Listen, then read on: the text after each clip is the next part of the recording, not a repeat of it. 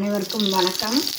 இன்றைக்கி சோள மாவில் குழி பணியாரம். நீங்கள்லாம் இட்லி மாவு, தோசை மாவு, அரிசி மாவு, இப்படி ரவா மாவில் செய்வீங்க. சோளம், உளுந்து இதை மட்டுமே அரைச்சி முந்தின நாளே அரைச்சிடுவோம். நைட்டில் அது நல்லா பொங்கி வர்ற மாதிரி வச்சுட்டு காலையில் ஊற்றலாம். இல்லை காலையில் அரைச்சோன்னா நம்ம சாயந்தரம் ஒரு ஸ்நாக்ஸ் கணக்கில், டிஃபன் கணக்குலையும் ஸ்கூல் விட்டு வர பிள்ளைகளுக்கு கொடுக்கலாம். இதில் வெங்காயம், பச்சை மிளகாய், நம்ம என்னென்ன கீரை கூட சேர்த்துக்கலாம். இந்த மாவுலேயே வெல்லம் சேர்த்து வெள்ளை பணியாரமும் செய்யலாம்.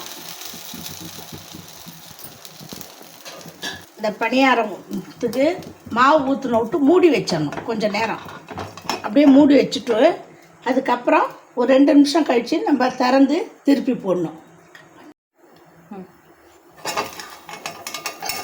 இப்போ பணியாரத்தை திறக்கிறோம். இப்போ பாருங்கள், அழகாக திருப்புறத்துக்கு நல்லா வருது பாருங்கள். இந்த பணியாரத்தை நல்லெண்ணெயில் செய்யுங்க, ரொம்ப நல்லாயிருக்கும். குழந்தைங்களுக்கு கொடுக்குறோம் இல்லையா, அதனால் குழந்தைங்க விரும்பி சாப்பிடும்.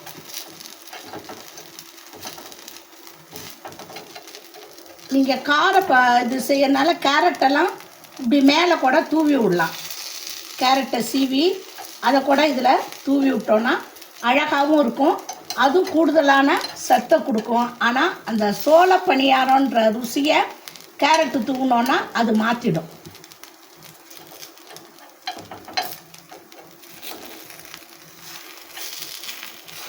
எவ்வளோ அழகாக உப்பி வந்துருக்கு பாருங்கள். பார்க்கும்போதே சாப்பிட்ணும் போல் ஆசையாக இருக்குல்ல. நம்ம திருப்பி போட்டதுக்கப்புறம் மூடி வச்சு மூட வேண்டாம். அப்படியே நம்ம மீடியமான தீயில் இந்த இதை திருப்பி போடலாம். இப்போ பாருங்கள், ஒரு இதுக்கு ஒரு இது அந்த அனல் மாறுபடும். அதனால் மாற்றி கூட நம்ம இப்படி போடலாம். எங்கள் வீட்டில் பஜ்ஜி போட்டாலோ இல்லை இந்த மாதிரி பணியாரம் இதெல்லாம் எப்பயாவது தான் செய்வோம். அடிக்கடி நாங்கள் செய்ய மாட்டோம்.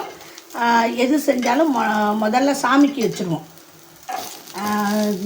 ஏன்னா டெய்லி செய்கிற அளவுக்கெல்லாம் நாங்கள் கிடையாது. அதனால் எப்போது செய்கிறனால அந்த பலகாரத்தை சாமிக்கு முதல்ல வச்சுட்டு தண்ணி அதுவும் வச்சுட்டு வந்துடுவோம். அடுத்த இது எடுத்து தான் நாங்கள் அதோட ருசியை பார்ப்போம்.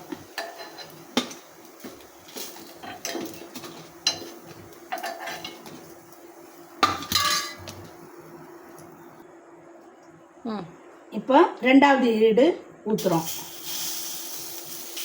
சிம்மில் வச்சுக்கிட்டு ஊற்றுங்க, அப்போ தான் கருகாது, அடி பிடிக்காது. ஐயோ, தவறி விட்டேன்.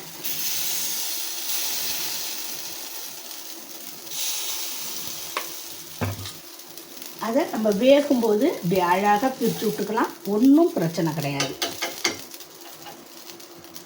இப்போ இதில் கொஞ்சம் கொஞ்சம் எண்ணெயை விட்டோன்னா அடியில் அடி பிடிக்காமல் நம்ம பெரட்டும் போதே அழகாக உருண்டு திரண்டுக்கிட்டு முன்னாடி நிற்கும். நம்ம பெரட்டி போடுறதுக்கு ரொம்ப ஈஸியாக இருக்கும்.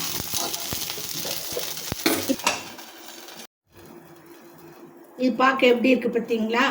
இதே மாதிரி நீங்களும் பணியாரம் செஞ்சு சாப்பிடுங்க. சோள பணியாரம் சூடாக இருக்குது. வாங்க சேர்ந்து எல்லோரும் சாப்பிடுவோம். அறம் வீரா சேனலுக்காக அறச்செல்வி. மகிழ்ச்சி. நன்றி. வணக்கம்.